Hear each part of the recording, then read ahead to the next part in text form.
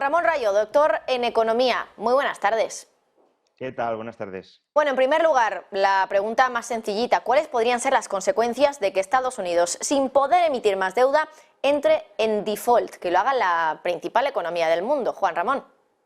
Bueno, yo creo que ese es un escenario que no se va a dar, pero bueno, si queremos hacer esa cábala de qué ocurriría, pues sería una calamidad para la economía global. Básicamente, a día de hoy, el dólar y los pasivos denominados en dólares, es decir, la deuda pública, son la moneda de reserva global. Por tanto, asistiríamos básicamente a una quita a todos los fondos líquidos que mantienen todos los agentes económicos o los principales agentes económicos del mundo, dando lugar a una cadena de impagos en muchos de esos agentes económicos que estén apalancados.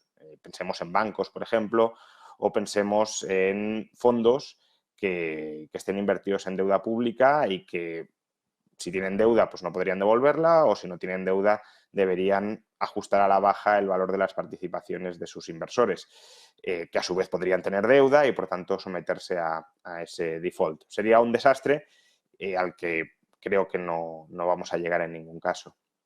Bueno, en el caso de que llegáramos, Juan Ramón, que como dices que por lo menos en tu opinión es un poquito más improbable, una de las soluciones que podría haber, que lo hemos comentado justo antes, es que la Reserva Federal entre en acción y que lo que haga es básicamente comprar esos bonos que estén entrando en default, que no vaya a pagar el gobierno de los Estados Unidos y que venda otros más.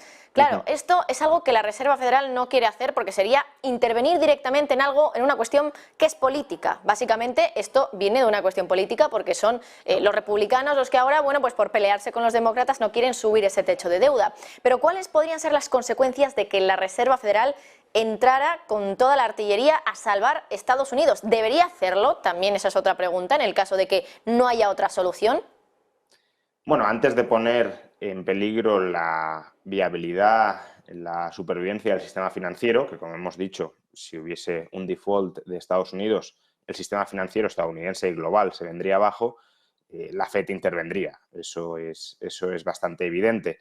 Es algo similar, salvando las distancias si lo queremos, a lo que sucedió en 2012 en Europa, con el riesgo de que se rompiera el euro y el Banco Central Europeo pues lanzó el mensaje de que si fuera necesario intervendría, haría todo lo necesario para evitar la ruptura del euro. Bueno, pues aquí nos encontraríamos ante una situación similar. La cuestión es que existen otras alternativas, llamémosles si queremos tretas legales, agujeros legales que permiten al gobierno seguir emitiendo deuda y que en principio no socavan de un modo tan palmario la independencia de la Reserva Federal, con lo cual probablemente ni siquiera sería necesario llegar a esa alternativa que, como dices, pues cuestionaría esa independencia de la FED, la colocaría ante una situación de subordinación o de dominación fiscal. La FED tendría que modificar su política monetaria, que ya sabemos que ahora mismo tiene un tono restrictivo y de reducción del tamaño de su balance, tendría que modificarla presionada por la necesidad del tesoro, ¿no? ¿Qué otras alternativas existen? Bueno, pues una que también involucra a la FED y que se ha vuelto popular durante los últimos años, defendida por los economistas de la MMT, pero que sí parece tener un cierto resquicio legal, es que el Tesoro emita una moneda de platino de $1 billón y la deposite en la Reserva Federal, en la cuenta que tiene el gobierno en la Reserva Federal. En ese caso, al parecer, la Reserva Federal estaría obligada a reconocerle un balance, un depósito en la cuenta general del Tesoro de $1 billón, de la cual podría echar mano la Reserva Federal. Otra opción sería que el gobierno creara entidades especiales para emitir deuda, pero separadas del propio Tesoro. El límite de deuda solo afecta a la deuda neta que emite el Tesoro y a la deuda intergubernamental, pero no afecta, o intra, ¿no?, para las entidades gubernamentales de Estados Unidos, pero no afecta a entidades externas, aunque sean públicas. Con lo cual, por ese vehículo se podría seguir emitiendo deuda. Y, por último, una tercera posibilidad, bueno, hay más, ¿no?, incluso que el gobierno se arrogue poderes extraordinarios apelando a la enmienda 14 de la Constitución, pero una tercera posibilidad sería emitir lo que se ha llamado bonos de supercupón. El límite de deuda se refiere al valor facial de los bonos, al valor nominal. Entonces, ¿qué sucede si el gobierno, por ejemplo, emite una deuda de 100, con un valor facial de 100, y promete devolver al cabo de un año un interés de 109, es decir, 100 de principal más 109 de interés.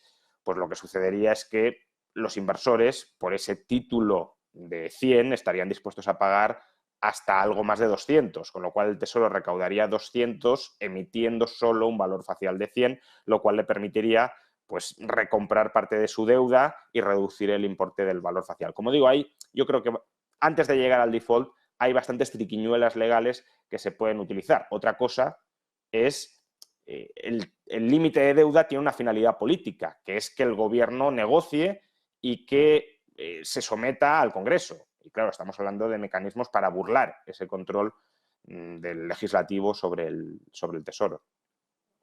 Bueno, es muy interesante todo lo que nos has contado de esas triquiñuelas y de cómo con el valor facial, reduciéndolo, podrían recaudar exactamente lo mismo, pero eso sí, pues evitar ese yugo un poco del límite de deuda. Pero en cualquier caso, de todo lo que nos estás contando, Juan Ramón, la conclusión que saco es que al final los países, el sistema que tenemos ahora mismo de países ultraendeudados, es que solo se soluciona siguiendo emitiendo más deuda, ¿no? La deuda que ya tenemos que pagar, que desde luego es una deuda monstruosa. En Estados Unidos, como decimos, ese límite de deuda está en 31,4 billones de dólares, solo se soluciona siguiendo emitiendo más deuda.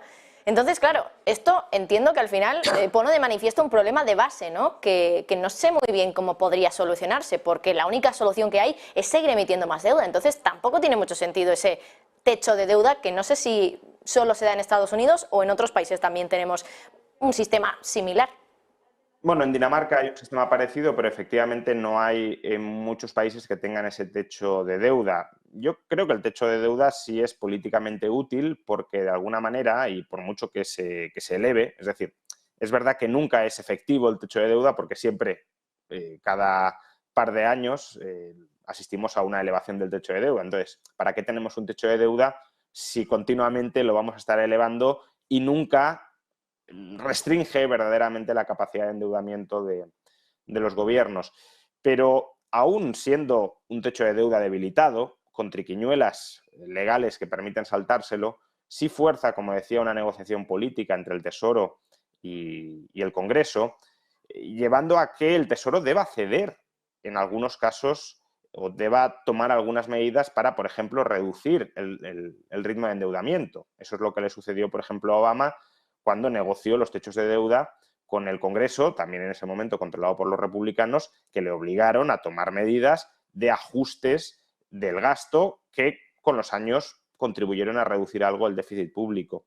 Pero es cierto que las economías occidentales, y quizás Estados Unidos de manera muy clara, porque, como decía, sus pasivos son la moneda de reserva mundial, por tanto, hay mucha demanda de sus pasivos y si te puedes financiar a un tipo de interés muy bajo, pues tiendes a endeudarte más, pero es cierto que las economías occidentales se han habituado a emitir deuda, a emitir deuda, a emitir deuda como forma normal de funcionar. Y el techo de deuda, en el mejor de los casos, tal como señalaba, sirve para de alguna manera ralentizar o reestructurar en algo los planes de emisión de deuda, pero no sirven para resetear ese esquema mental de dejamos de emitir deuda, refinanciamos lo que tenemos, pero no incrementamos más el volumen de endeudamiento, cuadramos las cuentas e incluso, si puede ser, vamos reduciendo en términos netos ese stock de deuda. Nada de eso lo plantea nadie, por desgracia, en ninguna parte del mundo.